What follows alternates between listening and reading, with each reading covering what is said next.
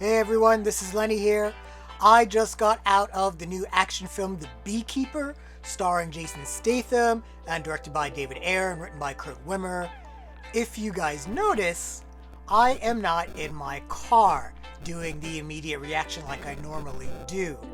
That is really just because it is too fucking cold, and I am not going to freeze myself for your entertainment. So I'm in the warm confines of my home here, where I'll be giving reviews of immediate reactions. And you know what? If I fuck up, I can edit it out. Okay, so The Beekeeper stars Jason Statham as Adam Clay, a beekeeper who is a certain special agent that works outside of the military system, the political system. When the hive it goes offline, he has to protect the hive. He says all of these bee puns and everything like that. In this movie, talks a lot about hornets and everything like that. His friend is Phylicia Rashad. He rents a barn from her where he does his beekeeping and makes honey and everything like that. Well, Phylicia Rashad is the victim of a phishing scam. They clean her out of well over $2 million, and she is so distraught that she kills herself. Now, if we know anything about these kind of movies, you do not kill someone's dog, you do not kidnap someone's daughter, and you do not kill someone's best friend. So Jason Statham finds out, or Adam Clay finds out, that Phylicia Rashad, Mama Huxtable from The Cosby Show, has killed herself, and he goes on a rampage. And it is fucking fun. So let's just get right into it. This is a fun action movie. God help me, I actually had a good time. I went into the theater with very low expectations just based off the trailer.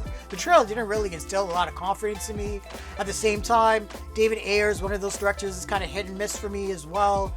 And Kurt Wimmer, as a writer, oh man, I mean, you know, sometimes he will get something on point like The Expendables, and then he'll write something absolutely horrendous. And so I just had my doubts. But this is a well-crafted action movie, and it knows exactly what it is. This actually reminded me of Commando with Arnold Schwarzenegger in 1995, in terms of at least kind of like the tone, where it kind of mixes the super serious part of Jason Statham fighting his way up the system. You know, once he finds out who's involved in this phishing scam, he wastes no time. He goes straight to the call center where they set everything up, and he blows that place up. You see that in the trailer. That's not a spoiler.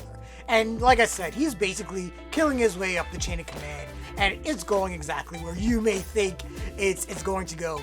Jason Statham gives a really dry, subdued performance, which is, I guess, less Jason Statham than one we're thinking. That really doesn't say a whole lot. But, I mean, the action choreography, the stunt choreography, the fight choreography, anything that he's in, I mean, he talks with his fists and he talks with his feet. And, you know, that's all you need. And David Ayer shot the action scenes really well. And they're also edited really well. And I did really enjoy and appreciate that as well.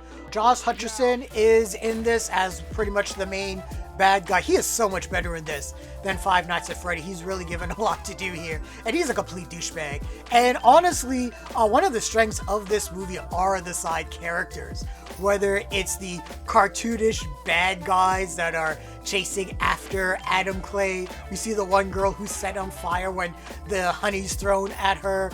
There's another one who kind of reminds me of Echo because he has a prosthetic leg. Just great side characters. All the tech bros that work at all these different call centers that do all the phishing scams. They're hilarious and very memorable. And like I said, it just kind of reminds me of the tone of Commando, where Arnold Schwarzenegger had a lot of really cool side characters that he kind of murdered on his way to the top as well. Amy Raver Lampman is another great side character. She is Phylicia Rashad's daughter. She's an FBI agent. Her and her partner are actually really good.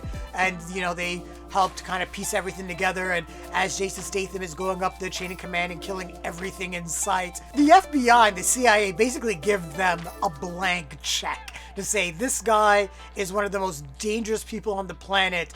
do whatever you can to take him out. It is tremendous. Jeremy Irons is in this, and he's great as well as kind of a duplicitous, villainous-esque character. He's kind of the former head of the CIA and has a lot of connections. He's also connected to Josh Hutcherson. I think is his stepdad or his dad, or I'm not sure if it really clarified the relationship, but it's something like that.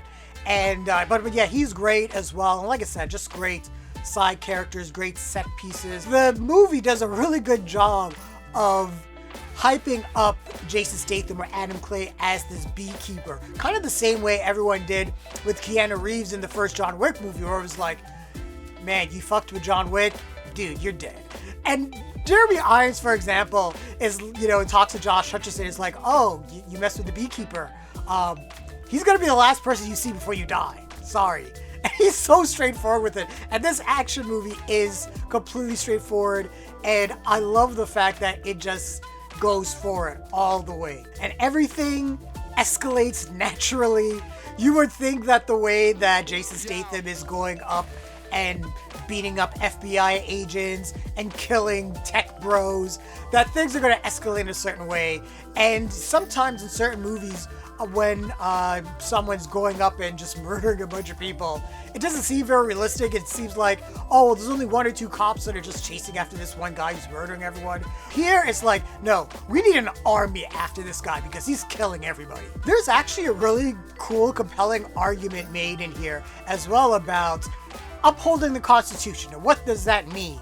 And what does it mean to protect the United States of America and those involved in the United States of America and politicians?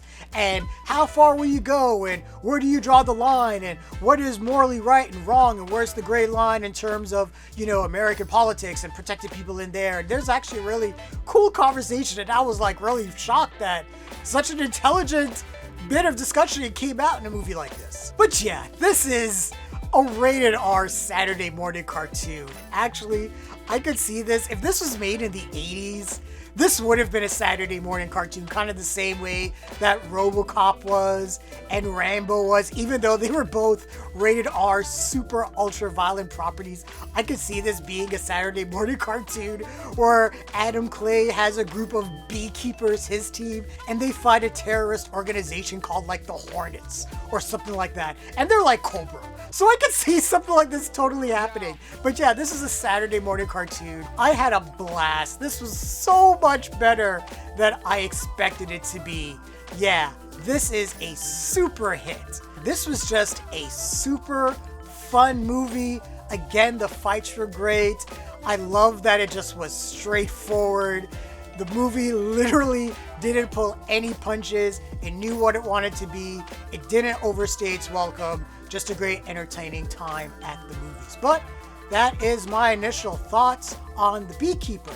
What did you guys think of the movie? Share your thoughts, leave your comments, like the video, subscribe to the channel, and don't forget to hit that bell icon so you can get notifications as well. Thanks a lot, everyone. Take care.